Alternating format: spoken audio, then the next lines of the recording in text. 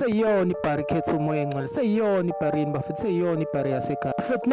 Nayo-ke example lafe bengiphila nayo kahle kahle bafethu, siyaphila nje kodwa sazi ukuthi sivalekile ey'ngqondweni zethu.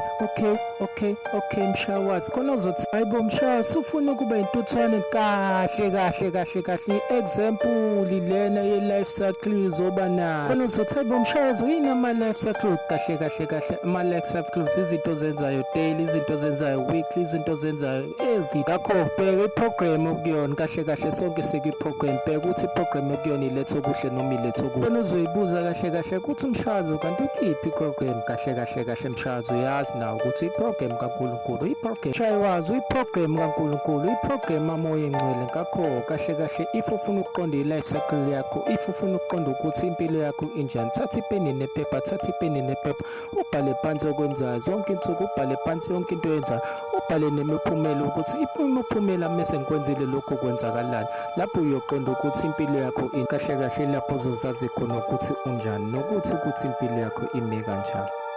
Ngakho thandaza njalo ukuba umoya engcwele noNkulunkulu mawulethe ushintsho oluhle empilweni yakho. Impela if ushintsho selifikile, lithathe usemsamo limbeke emnyango, lithathe usemnyango limbeke emsamo.